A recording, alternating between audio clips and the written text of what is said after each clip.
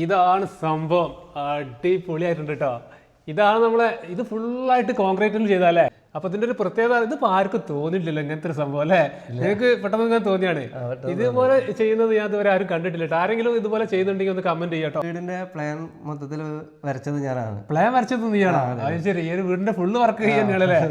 അയൽവാസിന്റെ front കൂടെയാണല്ലേ? Front കൂടെ ആയതുകൊണ്ട് എന്നെ ഏൽപ്പിച്ചതാണ്. എനിക്ക് ഇന്ന പോലെ ഒരു വീട് വേണം, ഇന്ന സൗകര്യം വേണമെന്നില്ല പറഞ്ഞപ്പോ അതിന്റെ സൗകര്യത്തിലൊത്തൊരു പ്ലാൻ വരച്ചു കൊടുത്തതാണത്. അത് ശരി. പിന്നെ അവൻ പറഞ്ഞു ഡിസൈൻ ഒക്കെ നീ തന്നെ ചെയ്താൽ മതി, ഇന്റീരിയർ വർക്കായിട്ട് ഒന്നും വേണ്ട, എല്ലാം കോൺക്രീറ്റിൽ തന്നെ ചെയ്താൽ മതി, നിന്റെ വീടിന് ചെയ്ത പോലെ.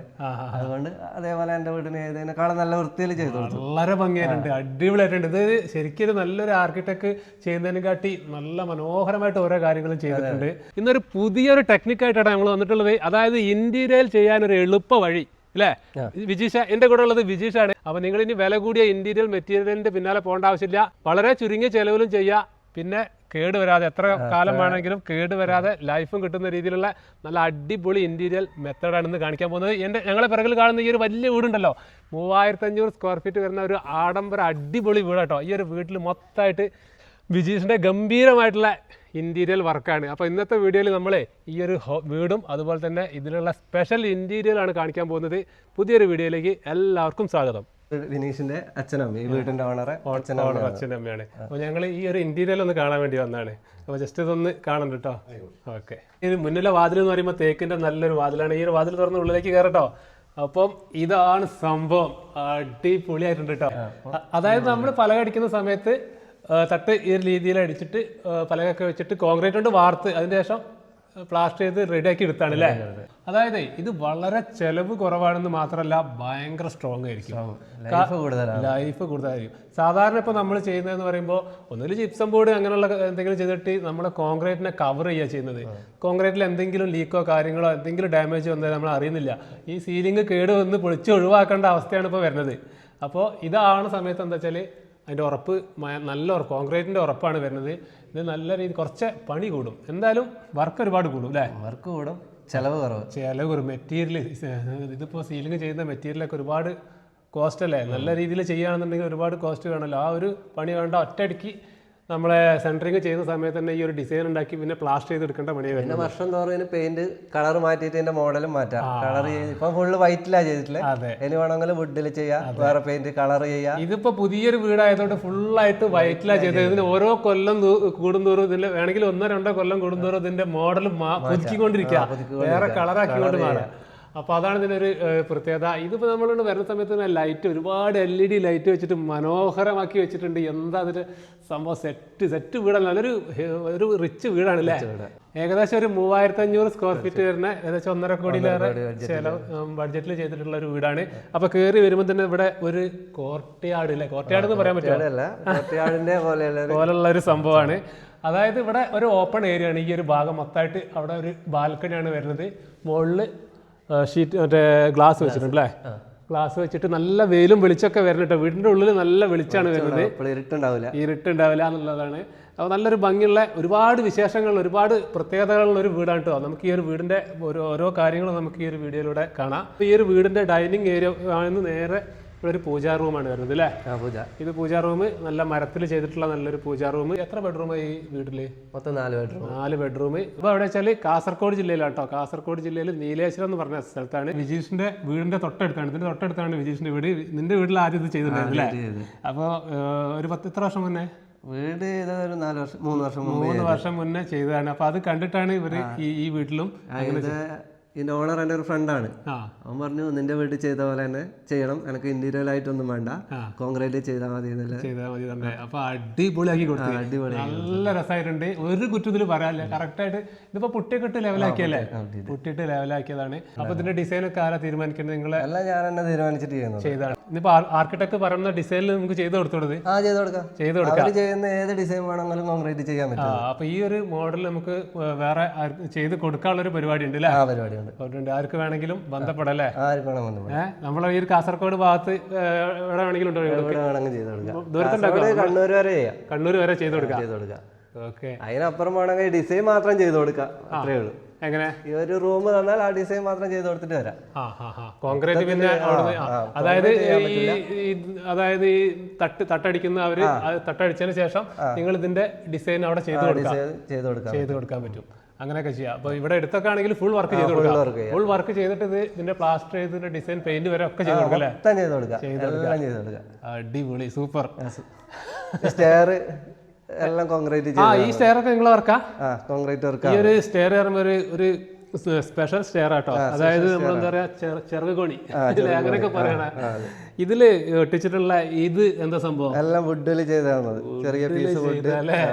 ഞാനിത് വരുന്ന സമയത്ത് ഇത് ഞാൻ കുറേ നോക്കിയത് എന്താ സംഭവം.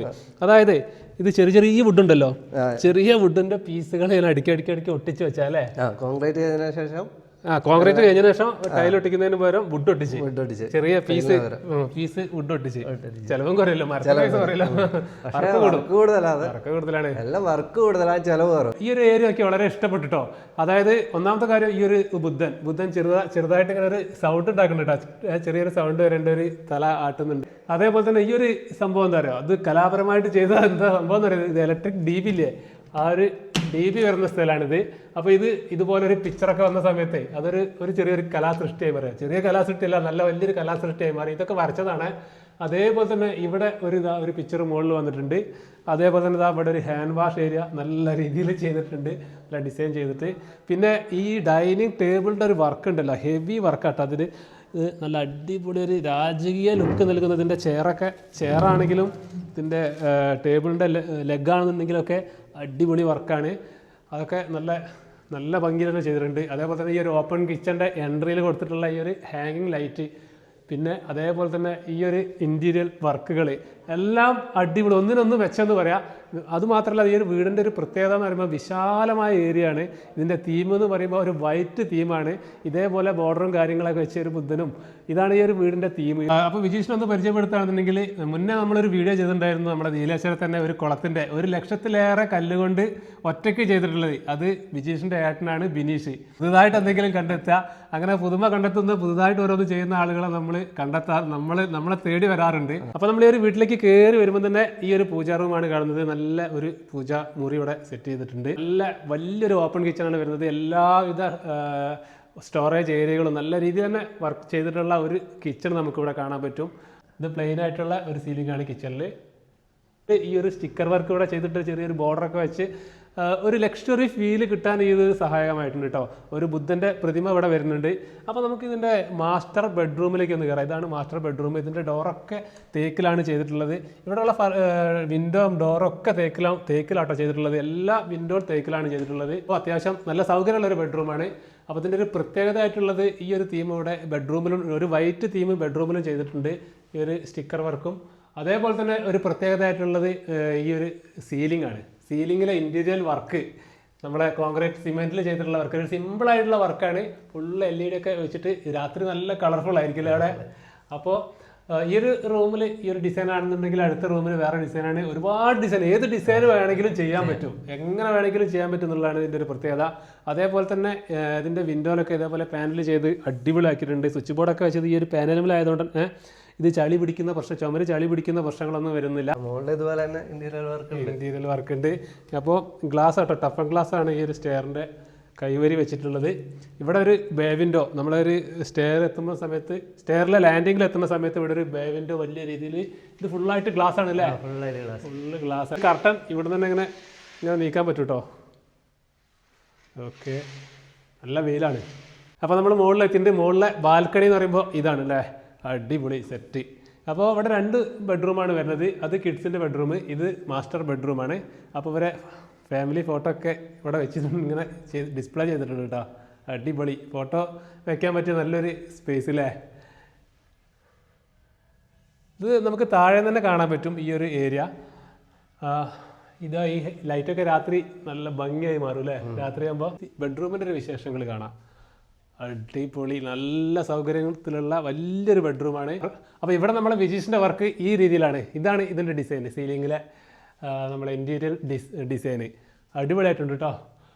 അപ്പോൾ ഫുള്ളായിട്ട് ലൈറ്റ്, LED ലൈറ്റ് ഫുള്ളായിട്ട് കൊടുത്തിട്ടുണ്ട്. വലിയ രീതിയിലുള്ള ഒരു വാർഡ്രോബ് ഇവിടെ ചെയ്തിട്ടുണ്ട്. അതേപോലെ തന്നെ ഇത് ഫുള്ളായിട്ട് ഗ്ലാസ് ആട്ടോ, വലിയ ഗ്ലാസ്സാണ്.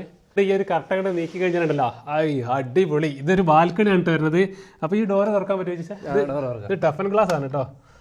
ഓ അടിപൊളി ഓപ്പൺ ഏരിയ ആണ്. ഇവിടെ ഒരു ടൈല്, റഫ് ടൈലാണ് ഇവിടെ ചെയ്തിട്ടുള്ളത്. ഒരു വാഷിംഗ് മെഷീനൊക്കെ ഇവിടെ സെറ്റ് ചെയ്തിട്ടുണ്ട്. ഇവിടെ നമ്മളെ വിജീഷ് വേറൊരു വർക്ക് താഴെ ചെയ്തിട്ടുണ്ട് അല്ലേ, ഒരു അലക്കുകല്ല്. അവിടെ ഒരു അലക്കുകല്ല് ചെയ്തിട്ടുണ്ടേ. അപ്പോൾ നമ്മളെ ഏകദേശം ഒരു മോഡൽ സിങ്കൊക്കെ വെച്ചിട്ട് അടിപൊളിയാണ് വിജീഷേ, നല്ല സെറ്റായിട്ടുണ്ട്. അവിടെ സ്ലാബ് വാർത്തല്ലേ? സ്ലാബ് വാർത്തിട്ട് ചെയ്തതാണ്. നമ്മൾ അലക്കലിൻ്റെ വീഡിയോ കണ്ടിട്ടോ മുന്നേ? കണ്ടിട്ടുണ്ടല്ലേ? അപ്പോൾ ഈ ഒരു വീടിന്റെ മുകളിലെ സിറ്റ് ഔട്ടാണ്. ഇവിടുത്തെ ഡിസൈൻ പറയുമ്പോൾ ഇങ്ങനെയാണ് അല്ലേ. ലൈറ്റ് വരുമ്പോൾ രാത്രിയാണ് ഇതിന്റെ എടുത്ത് കാണിക്കല്ലേ. ഇത് ഫുള്ള് വൈറ്റ് ആയതുകൊണ്ട് ഒരു വർക്ക് പെട്ടെന്ന് കാണില്ല പകല്.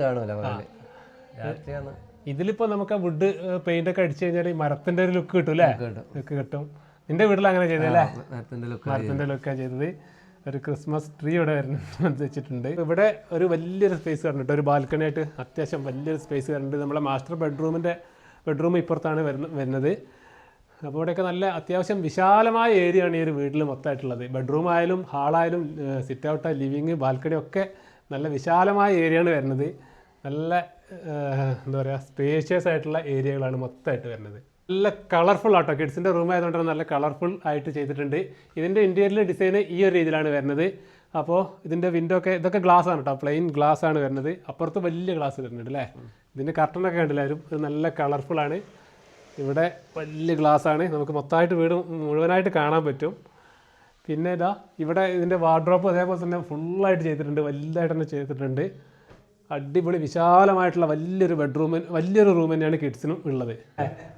കുറച്ച് റിസ്ക് പണിയല്ലേ? റിസ്ക് പണിയാണ്. ഞാനിത് നമ്മളിവിടെ കണ്ടിട്ടാ ഇംഗ്ലീഷ് ചാനലിൽ ഇംഗ്ലീഷ് വീഡിയോയിൽ കണ്ടതാണ്.